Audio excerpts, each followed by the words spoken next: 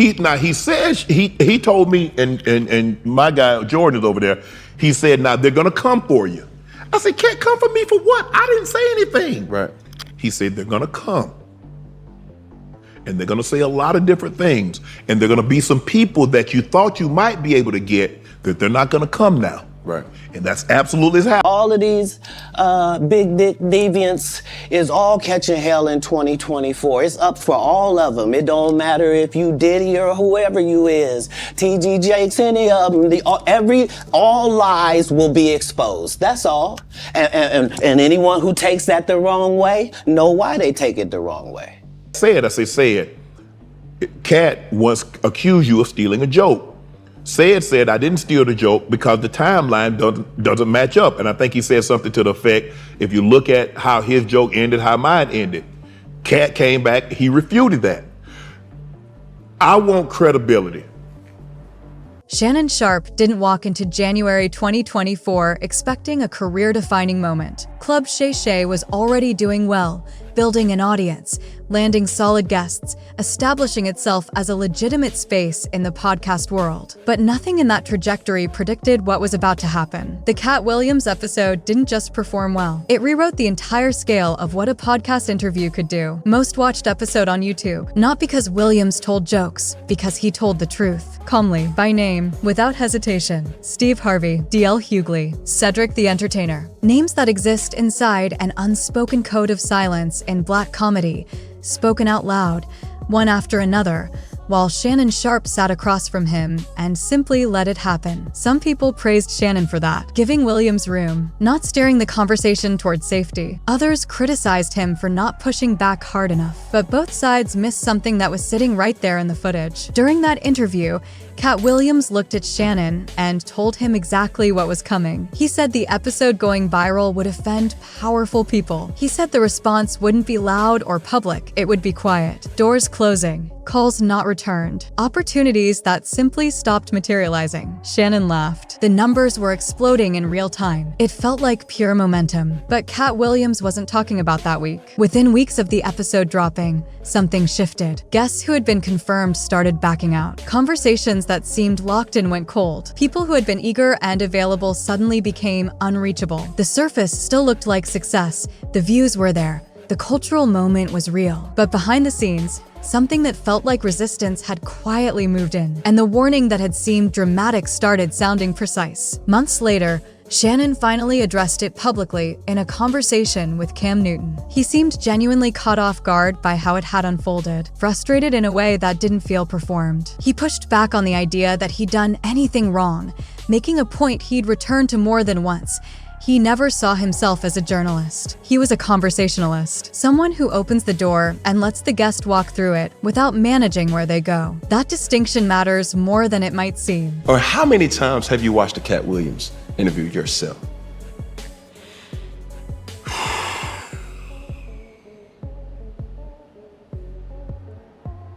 Damn. Maybe. Now I'm trying to think. Cam, I think I don't really like to watch them back because I'm absorbing it as they're speaking. Mm-hmm. And a lot of times, and I think I went back and I watched like 30 minutes of it and I just like damn. Cause I went back and I'm like, damn, he said that? Where was I? He was saying so much that I'm like, but Kim, I didn't know it was gonna cause this kind of ripple. I didn't think it was gonna move me in the direction. I'm glad it did. I understand what comes along with that. But if you remember, he said it. He said this is gonna put you in another dimension. He definitely did. He said, but my mama said, boy, there's power in the tongue. Yes. He told me, and my guy Jordan is over there. He said, now they're gonna come for you. I said, can't come for me for what? I didn't say anything. Right. He said they're gonna come, and they're gonna say a lot of different things, and they're gonna be some people that you thought you might be able to get that they're not gonna come now. Right. And that's absolutely has happened. That's absolutely has happened. They were so excited. thanks for reaching out. We can't wait to sit down. And a day later, they can't do it. And then no call, they won't follow, so forth and so on. So I understand what comes along with an interview like that. Did I expect it? No. Did I expect all the negativity that came along? Because, I had Steve Harvey. Steve Harvey did 8 million views, had Coach Prime, I've had a lot of comedians. Right. And some of the comedians had taken shots at other comedians, but nothing like this. I didn't expect the vitriol to come, especially from some of the people, and I'm not gonna say we were friends, but I'm saying we were cordial, we were friendly towards each other. Some people that I've kind of helped behind the scenes, and to see them attack, I wouldn't have let him do this, I wouldn't have said that. But you know what? It took me a long time, Cam, because when you play sports, you understand that Atlanta fans, even though you're from Atlanta, they're gonna have a little resentment towards you because you beating their team, right? Or certain fan bases are gonna feel a certain type of way. And I felt that the better the player, the more vitriol and hate he's gonna get from opposing fans. I got that. But in this situation, I can honestly say I did not expect the level of vitriol and the suddenness. That's what really got me, the suddenness, because it was like when Cam dropped, it was like Katt. I keep calling him. When Katt dropped, right, it's like all of a sudden he gay now. Yeah. But I'll say this though. Shannon didn't try to downplay the fallout. He said it directly. The backlash caught him off guard in a way he wasn't prepared for. Celebrities were upset. Some, according to Shannon, went further than just expressing frustration. They allegedly discouraged other people from coming on the show. Not a public boycott, not a statement, just quiet pressure applied in the right places to the right people. The kind of move that doesn't leave fingerprints. But it was the personal side of it that seemed to cut deepest. Rumors started circulating about his private life, whispers about his sexuality. That wasn't a professional consequence anymore. That was a different category of attack entirely. The kind designed not to slow your career, but to destabilize your sense of self. Shannon acknowledged it, and the way he talked about it made clear it landed differently than the professional fallout did. Here's where the dynamic between Shannon and Katt Williams gets genuinely complicated. Shannon's position is essentially this. He hosted a guest. That guest said what he said, and Shannon absorbed the consequences for words that weren't his. He pointed out that this wasn't even unprecedented on his show. He'd hosted guests before who made claims that later turned out to be disputed or walked back. He brought up Ricky Smiley specifically, noting that Katt Williams himself had publicly challenged some of those statements after the fact. His defense is straightforward. When someone walks into a studio with decades in the industry behind them, he extends them the credibility that career represents. He's not a fact checker. He's not an interrogator. He creates space, and the guest fills it. It's a reasonable position, but it doesn't fully close the door on the harder question. Did Shannon Sharpe genuinely not see this coming? Or did the size of the moment, the record numbers, the cultural explosion, the feeling of being at the center of something historic make it easy to not look too far ahead? That question doesn't have a clean answer, and the fact that it doesn't is exactly what makes this story worth following. Club Shay Shay, yeah. I was trying to do something there that hadn't been done. I thought that I had figured out the algorithm mathematically, and I thought that I could show that. And when I wrote it out to kill the careers of the people I was talking about, right?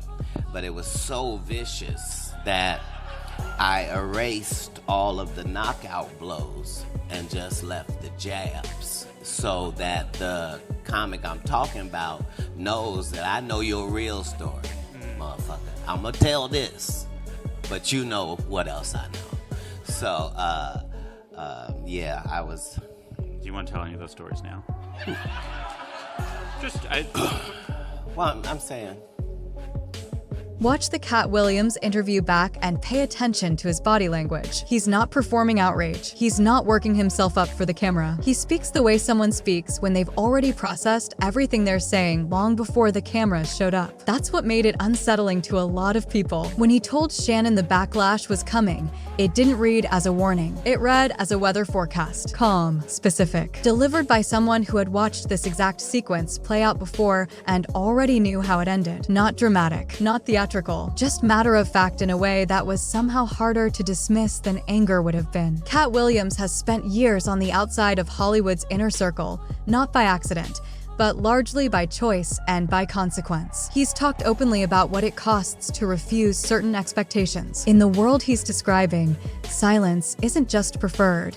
It functions like currency. Loyalty isn't requested, it's enforced. And when someone disrupts that balance, the response doesn't come in the form of a confrontation. It comes in the form of a slow, coordinated disappearing act. He knew that. He'd lived it. And the responses from other comedians confirmed that something real had been disturbed. Steve Harvey stepped in front of a microphone and talked about eloquent liars, no names attached, but the timing left little room for interpretation. D.L. Hughley went further, mocking Shannon directly and publicly. The speed of those responses was telling. This wasn't a slow-building backlash. It was immediate, organized in tone if not in coordination. And it arrived exactly on the schedule Katt Williams had quietly predicted. Steve Harvey is pissed.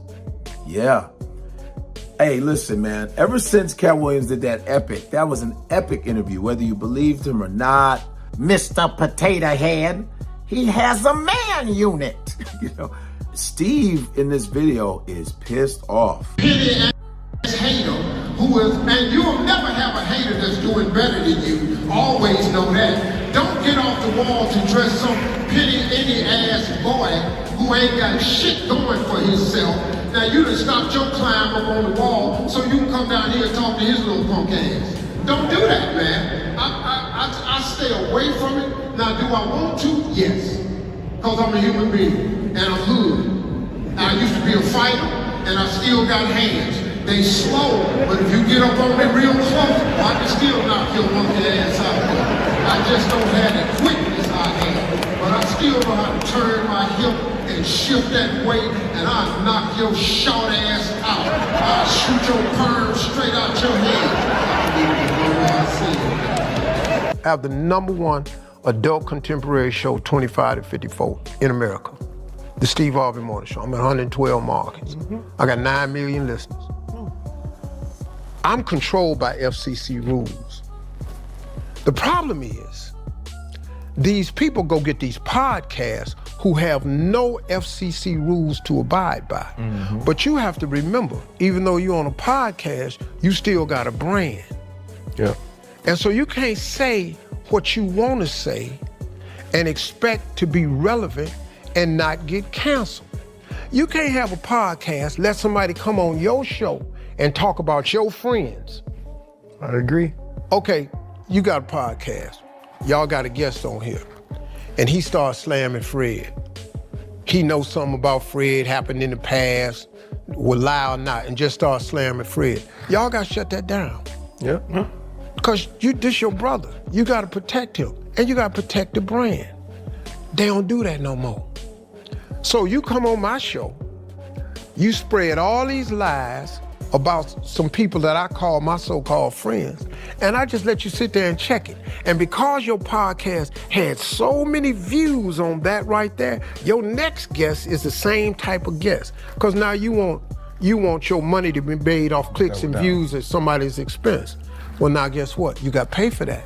Those responses from Harvey and Hughley weren't comedians venting. They were signals. Everybody paying attention understood what was happening. Lines were being drawn, and people were being asked, without anyone saying it directly, which side they were standing on. What makes this whole situation genuinely uncomfortable is that both men can be right at the same time. Katt Williams told his truth. Shannon Sharpe gave him a room to tell it in. Neither of those things was malicious. Neither was irresponsible by any conventional standard. But the industry doesn't weigh intentions. It responds to disruption. And the moment Club Shay Shay proved it could crack open narratives that had been sealed for years, it stopped being just a podcast. It became something that needed to be managed. Then the internet did what the internet does. People started connecting dots that were never officially drawn. The original interview never tied Shannon Sharpe to any larger scandal. That's important to say clearly. But Katt Williams had predicted, on camera, that 2024 would be a year of major industry exposure. When those headlines started arriving, people went back to the tape with fresh eyes. And once people go back to tape looking for something, they tend to find it or convince themselves they did. Old posts resurfaced. A deleted tweet from someone claiming proximity to Shannon hinted at party encounters and uncomfortable moments. None of it was verified. None of it appeared in the interview or in anything Shannon said afterward. But rumors don't need verification to spread.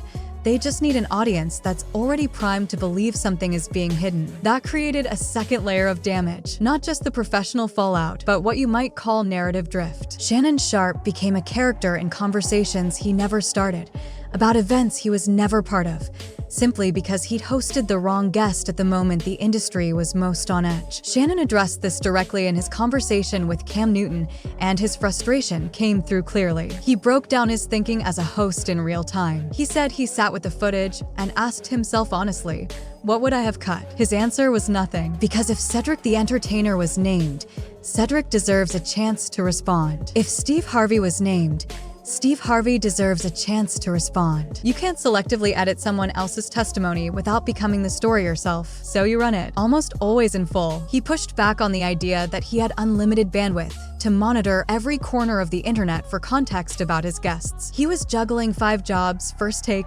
Nightcap, Club Shay Shay, and everything surrounding them. He wasn't sitting in a research bunker cross-referencing rumors. He was a host, preparing for the next show. But here's what Shannon may not have fully calculated in that moment. Club Shay Shay crossed a threshold after that episode. It stopped being a platform and became a force. And in industries built on controlled narratives, influence that nobody sanctioned is inherently threatening. The numbers made it undeniable: 60 million views, 1.5 million likes, 300 million impressions across platforms. Complex ranked him the #1 sports media personality of the year. He'd lost a major television job in June, and by December, he was sitting at the top of the entire industry conversation. Shannon acknowledged the dark irony of that himself. He said, when you're down and you bounce back, not just back to where you were, but higher, people don't celebrate the comeback. They start looking for an explanation. He sold something. He sold out someone. Nobody can tell you what or who, but the success itself becomes the evidence. That's the trap. The win becomes the accusation. The response from the industry was never going to be loud. That's not how this works. No public cancellation, no formal statement, just quiet isolation doing its job. Fewer opportunities, less cooperation, subtle distancing from people who had previously been enthusiastic. Shannon followed the rules as he understood them. He didn't attack anyone.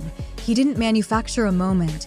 He didn't edit the truth, and he still ended up absorbing the consequences. That's where something that looks like resentment starts to build. Not necessarily toward Katt Williams personally, but toward the reality Williams exposed by simply telling the truth in that room. Shannon may feel like he walked into a battle he never agreed to fight. Williams may feel like that battle was always inevitable for anyone willing to have that conversation honestly. Both of those things can be true at the same time. They offered him $50 million and he turned it down. Who gonna turn down $50 million? Now, I've had to turn down $50 million 4 times. 4 times. Just to protect my integrity and that virgin hole I was telling you about. Right. Because P. Diddy be wanting to party. And you gotta tell him no. You got to tell him no. I did. I did. See, I got the receipts for everything I'm telling you. That's why I can say them so freely. Kid, I need to know. You here, get your number. Thank you, sir. Thank you. Come on. Because early on you was accusing me of being... Katt, man. Yeah, it's crazy. I mean, but you know, some of these people... Martin tried to put me in my first dress. When he had to go on his hiatus, he tell me, Katt, when I come back, I need you. You my young partner, you my brother in comedy. When I come back, just promise me that my next movie, it'll be me and you. We gonna do it together. We gonna do some buddy cop shit. I said, Martin, you got my motherfucking word, my nigga. Go do what you gotta do. When you come back, I'm in your movie. Don't trip. I don't need to see the script or nothing. You know, we get in that office and this fool pull out Big Mama's House 2. I almost died. And I gotta read this script from all these good white people. Where this nigga want me to get in a dress with him. And I'm literally saying to everybody, why is he in a dress again? You already played the old lady as an FBI agent. We can play anything now. We can be playing a dog catcher this time. Why do we need to be in a dress? And I get so mad, I say, you don't want me. You want Brandon T. Jackson. And that's who they went and got. Twice I said it, they went and got him. Just like I'm telling you, I had that other dude's work. I had all of it. All I did was say, I want to punch it up so it's not offensive to real niggas. And that's how I got in this position. I sure hope I have Club Shay Shay after this air. When the 2024 headlines started dropping, people didn't just follow the news. They went back to the tape. Viewers who had watched the Club Shay Shay episode months earlier started rewatching it with completely different eyes. Katt Williams had talked about exposure. He'd talked about reckoning. He'd talked about figures who had operated for years as if they were untouchable, and what would happen when that changed. And then, one by one, things that had seemed like bold predictions started resembling accurate reporting. That retroactive attention changed Shannon Sharpe's position in the story whether he wanted it to or not. He was no longer just a podcast host who'd landed a big interview. He became the person who handed a warning voice the loudest microphone it had ever had. And once that framing took hold, everything connected to him got pulled into the same orbit: old photos, old social connections, old associations that meant nothing in isolation, but suddenly felt significant to people who were now looking specifically for significance. That's the mechanics of how narrative damage actually works, not through evidence, through activated curiosity. Once people believe someone knew more than they said,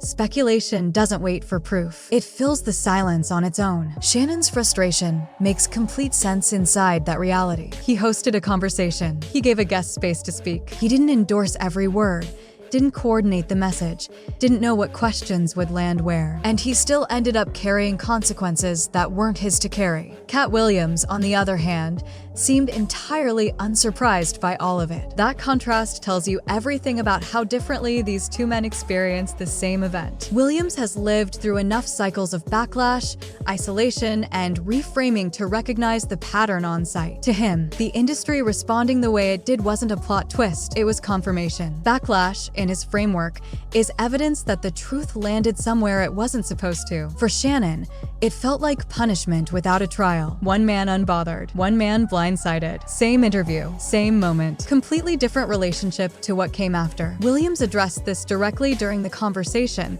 and the way he talked about it was revealing. He made clear he didn't walk into that interview with a coordinated agenda or a list of prepared targets. He came, as he put it, to deliver. He'd watched peers use the same platform to take shots at him without accountability, and he felt it was simply time for someone with something real to say to actually say it. He framed it almost like a professional obligation, restoring a standard that had been let slide. He also said something that cut through all the noise surrounding the interview's fallout. When asked why more people in his position don't speak this freely, his answer was direct: because they'll kill you. Not metaphorically. He wasn't being dramatic for effect. He meant it in the plainest way possible, that certain circles don't distinguish between ruining a career and something far more permanent. And the reason most people stay quiet isn't courage they haven't found yet. It's a rational calculation about survival. Williams said the reason he doesn't operate from that fear is because his backing isn't industry-based. He talked about his relationship with God in a way that wasn't performance.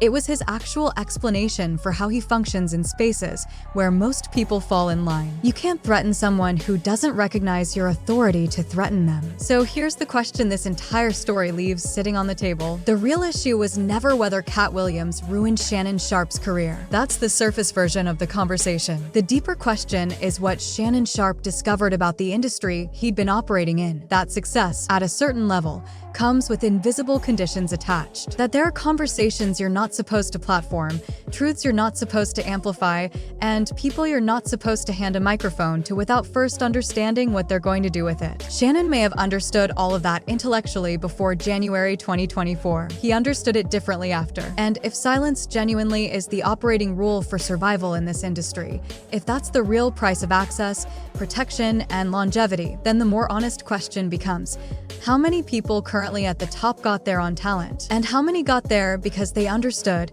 early and completely, that some things are simply never meant to be said out loud? Leave your thoughts in the comments. If this video made you think, hit subscribe because there's a lot more where this came from.